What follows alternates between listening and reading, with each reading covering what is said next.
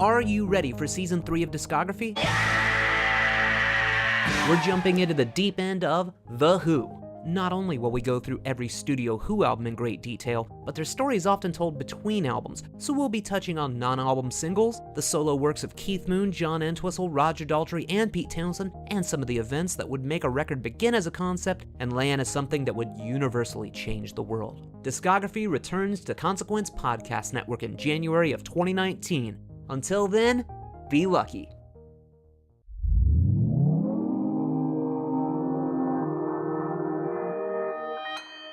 Consequence Podcast Network.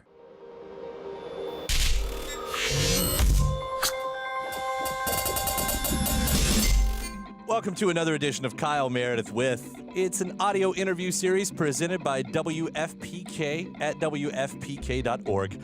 Consequence of Sound and the Consequence Podcast Network. Hey, take a second before we get started here to hit the subscribe button. We put out interviews every Monday, Wednesday, and Friday over at Consequence of Sound, and would love to keep you up to date. That means you can subscribe wherever you're listening from. iTunes, Podchaser, Spotify, YouTube, really anywhere you're getting this from, there is a subscribe button. I'm Kyle Meredith. Today, my guest is Tommy James of Tommy James and the Shondells. This is one of my all-time favorite bands, and I feel really honored to get to take a big old time machine trip with Tommy James back to 1969. That's when the Shondells released not only the Crimson and Clover record, but also Cellophane Symphony. That's the year they turned down Woodstock, and so much more happening in that big year right there. So Tommy James and I are going to talk about everything that happened in 1969 with a ton of really fun stories. And then we're going to jump to the present because there's a lot happening with Tommy James and the Shondells. There's a new album on the way. It's the first one in a decade. He's going to tell us about the upcoming single. And there's going to be a movie made about his career. This is based on the book that came out a few years ago called Me, the Mob, and the Music. So he's going to give us the updates on the movie, on the new album, and again on Crimson and Clover and Cellophane Symphony stories. It's Kyle Meredith with Tommy James of Tommy James and the Shondells. Kyle, this is Tommy James. Well, I kind of want to start, in the 50-year anniversary realm, and we'll work our way forward if that's all right with Sure. you. But 1969, that's the big year, finally getting its big 5-0, and had a couple records come out that year. In fact, it was right at the beginning where Crimson and Clover was released, a landmark album that is one of my favorite of all times. That still sounds, Well, thank you. yeah, just amazing today as it always has.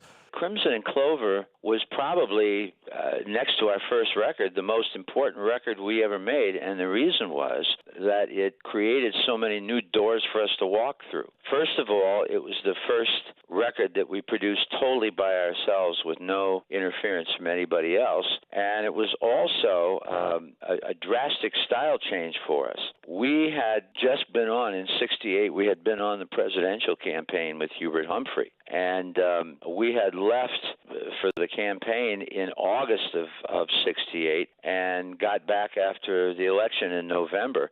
And in those 90 days or so, the whole industry turned upside down. When we left, it was all singles. The biggest acts on the radio were the Rascals and Gary Puckett and Creedence and us, and I'm leaving a lot of people out, but all singles. When we got back 90 days later, it was all albums. It was Blood, Sweat, and Tears, Led Zeppelin, Crosby, Stills, and Nash, Neil Young. You can just go right down the list. Joe Cocker. It was just all albums, and suddenly the industry went from singles to albums in just that period of time. And so we were very lucky that we had been working on Crimson and Clover, the writing of it, and we went in the studio and banged it out like in 5 hours. And it was attached, of course, to the Crimson and Clover album. And Roulette had never really sold albums before, our label. They had been great with singles, and they sold, their share of albums, but they really weren't known like Atlantic or CBS for being album-selling labels. And Crimson and Clover really started them down a new road, and we suddenly were making platinum albums. And so everything changed with Crimson and Clover. I do want to take the opportunity, this moment, to ask about that Herbert Humphrey tour, because what was it like touring a presidential campaign during one of the most notoriously political times in America? Well, for one thing, it was like being dead center in the middle of your generation for one thing for us. But we had all kinds of different reactions from the fans. Some were really outraged that we would be involved with anything to do with the government in the middle of the Vietnam War, and others thought it was really great that maybe we could actually help. I was 21 years old at the time, and Hubert Humphrey was so gracious to us. He was really a great human being, just a good guy, and we could have done a lot worse than Hubert Humphrey. But what it really boils down to is that it was the first time that a rock act had ever gotten involved with a presidential candidate. That had never happened before. That's crazy. And so it was an amazing moment in history, an amazing time for us. And now, of course, we see that happening all the time. I mean, just with just about every election. That's right. You'll be. He ended up doing the liner notes, by the way, to the Crimson and Clover album. Right. I'll skip ahead actually a little bit to see, is that how Sweet Cherry Wine sort of works in the way it does? Was because of your involvement there? Well, actually, Sweet Cherry Wine was a song that came out right after Crimson and Clover. It was the follow-up record, and it was that batch of songs that we did. It didn't make the Crimson and Clover album. It was on the next album, Cellophane Symphony. But it was an important record for us, too. It was very different. It was three-quarter time, and it was, just a different type of song. It was very, I was becoming a Christian during that period of time, and we just didn't think, and nothing was politically incorrect. We just wrote songs as we saw it. And, of course, Sweet Cherry Wine and Crystal Blue Persuasion were two records that I wrote during that period of time that were very important to me. Yeah. That magic summer of '69. Well, it's interesting, how that works because, on one side you do have the Christian themes that go along with that song.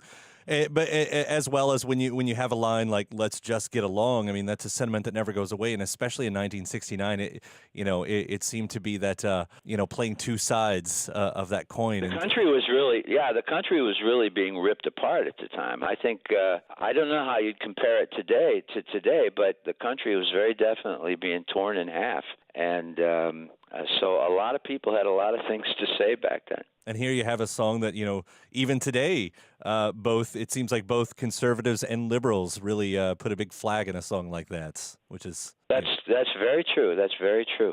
We also did a what I call a gospel version of Sweet Cherry Wine that was on the Hold the Fire album from a few years back, and I was very proud of that. Sweet Cherry Wine is one of those songs that just kind of has lasted for a long time. So backing up to Crimson then, the other part of the story is this sort of debuts a more psychedelic sound for you all, which, that was definitely one of the genres of the time, but why that one specifically for you all? Well, it was a huge style change. We had come off of Mony Mony and gone in a very different direction.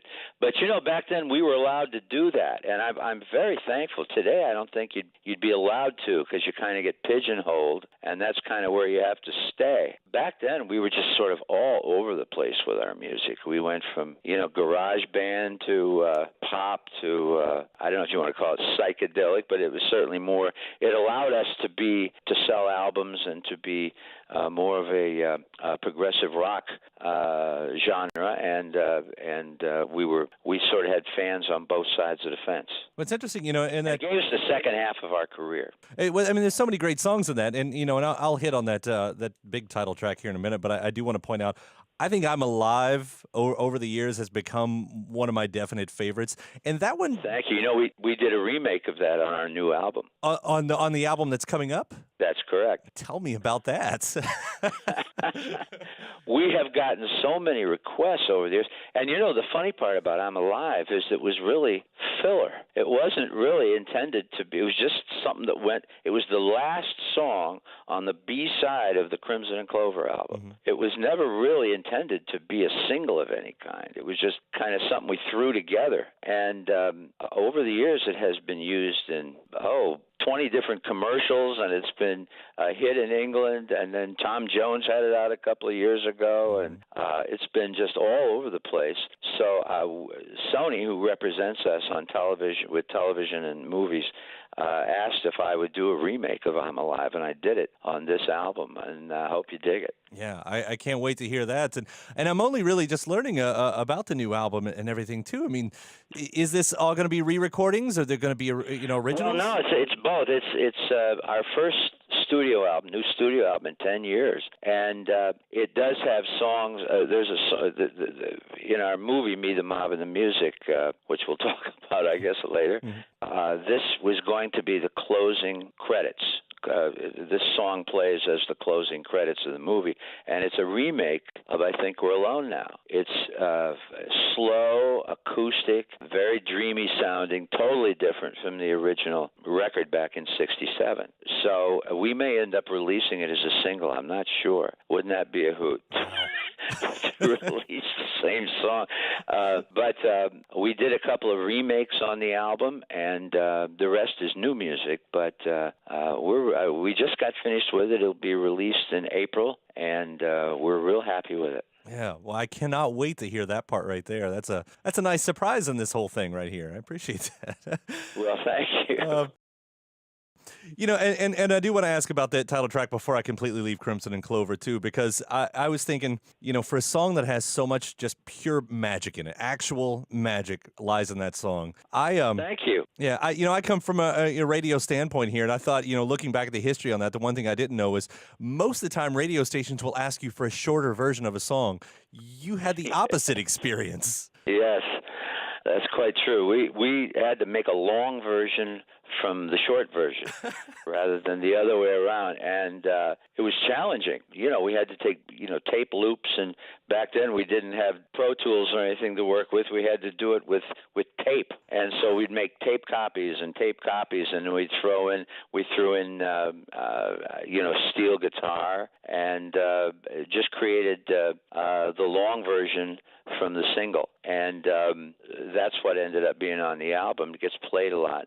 I have been amazed at how many people have covered Crimson and Clover. It's been, everyone from Dolly Parton to Prince, just before he died, did Crimson and Clover. Prince actually had a number one record with it digitally, and Dolly Parton and I did a duet. Well, it wasn't exactly a duet. I sang background, played guitar on it, and she did her half down in Nashville. I did my half in New York, and we got together at Radio City, and she's just a real great gal. But on our radio show, actually, this week, I have a new show on Sirius XM every Sunday.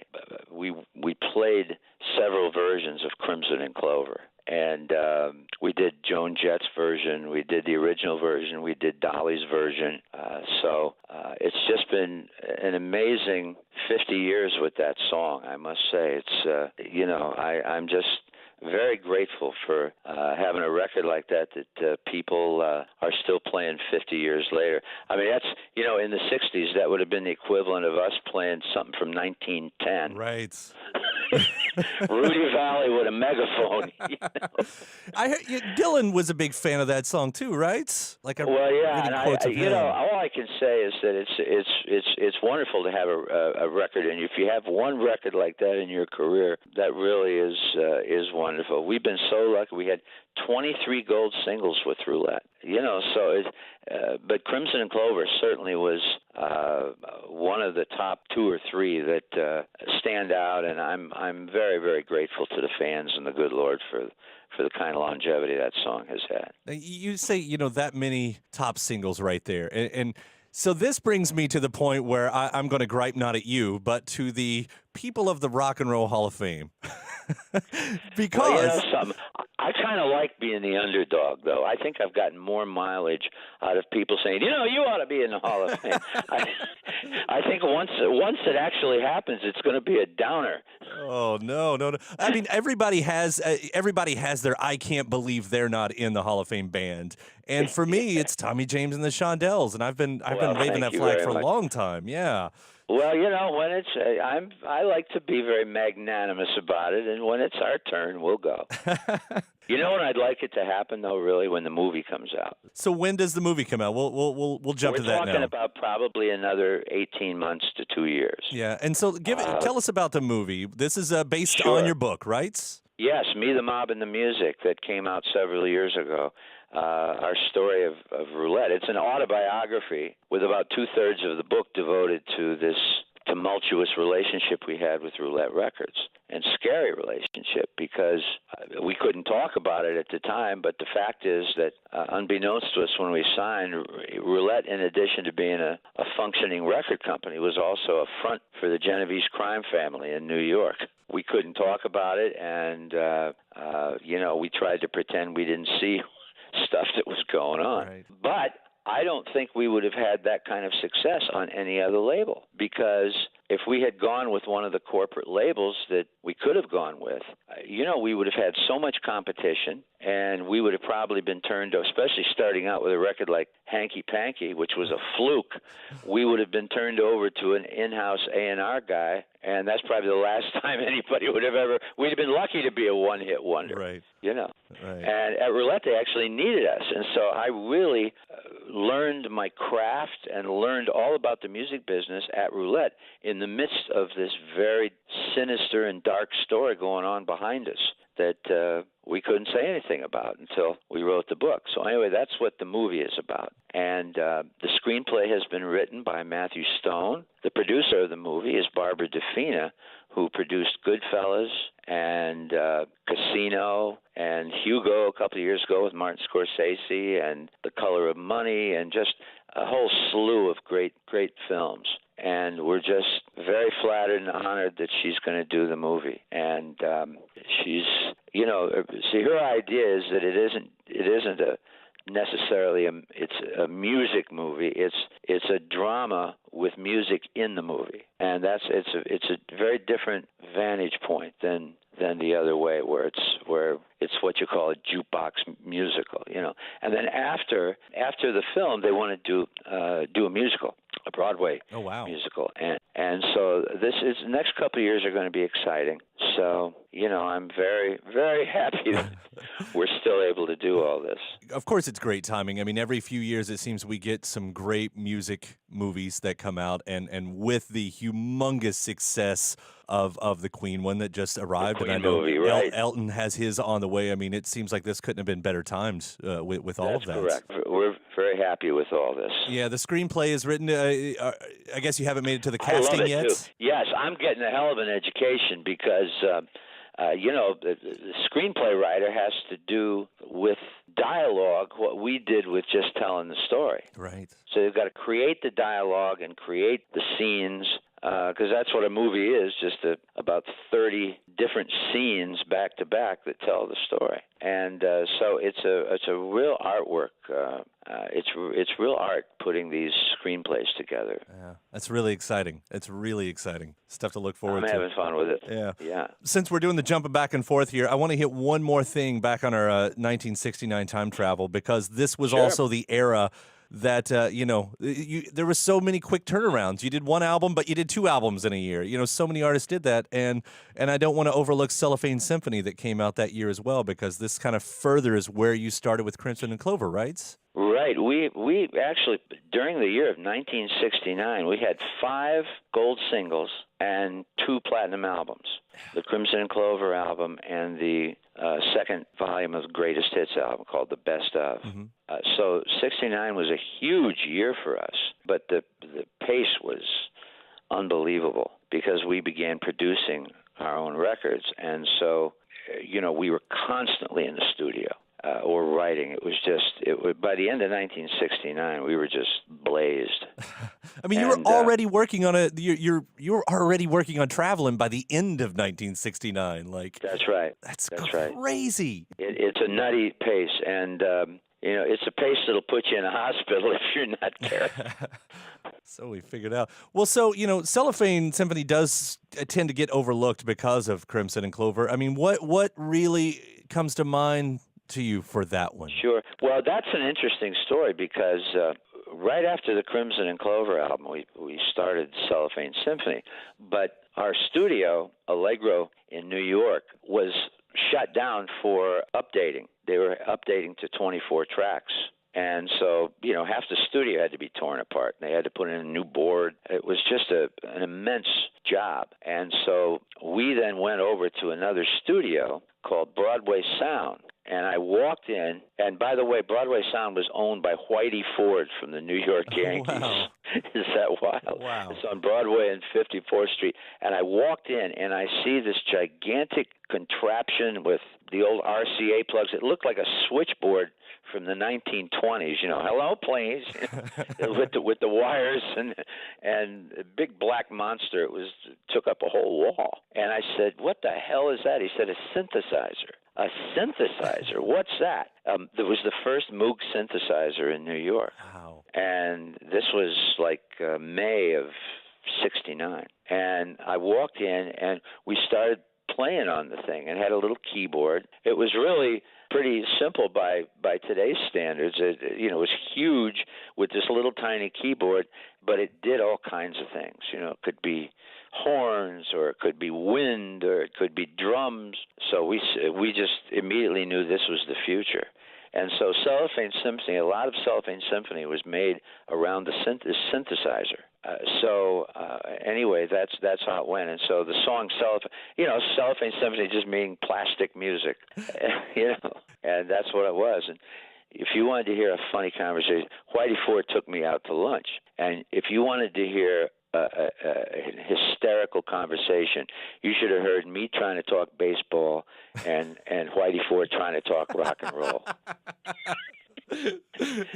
That conversation should have been recorded for posterity, because that was really, really funny. Two fish out of water, yeah. Yeah. So anyway, that's what Cellophane Symphony came from, and so that's why the album it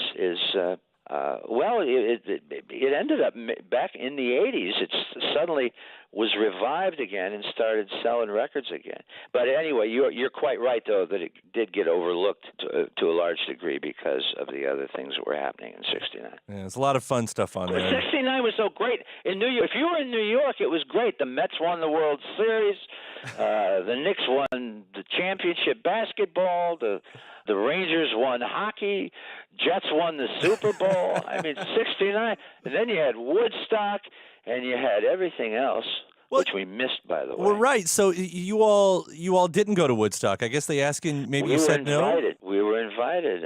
Artie Kornfeld, who was one of a friend of mine and a producer, a good producer, was one of the co-founders of Woodstock, and came up. I was in Hawaii at the time. And, we were performing in Honolulu, and I get a call from my secretary who says, "Listen, Artie Kornfeld is up and says, I'd like you to come back. Could you play this gig this week? It's a big gig up at a pig farm in upstate New York." I said, "What did you say?"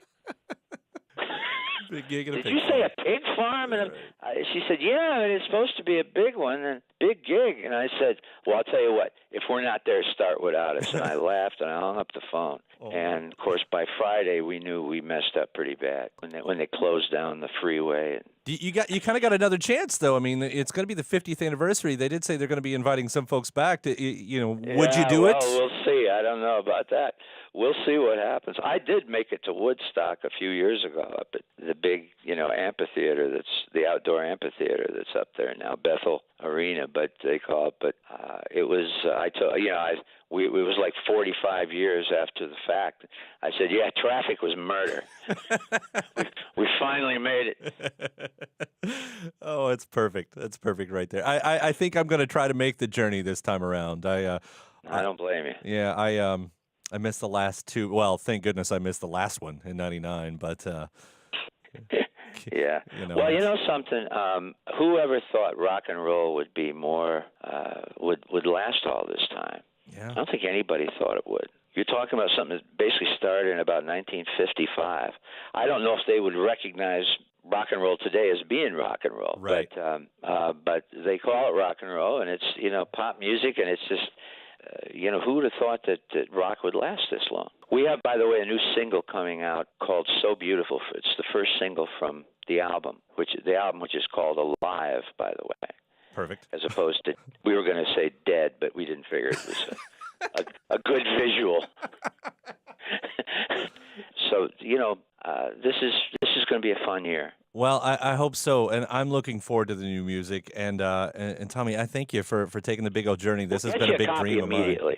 And I want to thank you also for all your help with letting me get in all the plugs.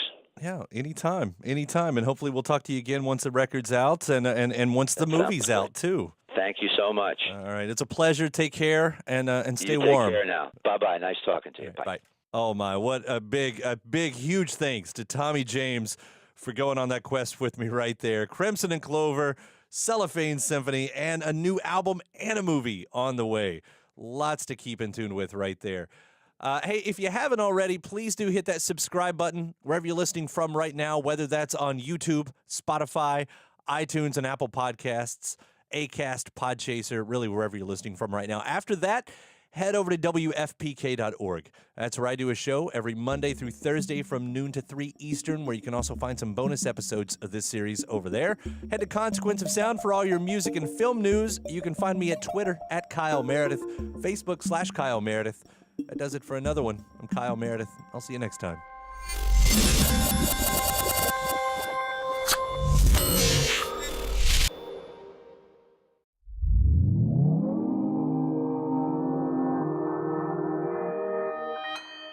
Consequence Podcast Network.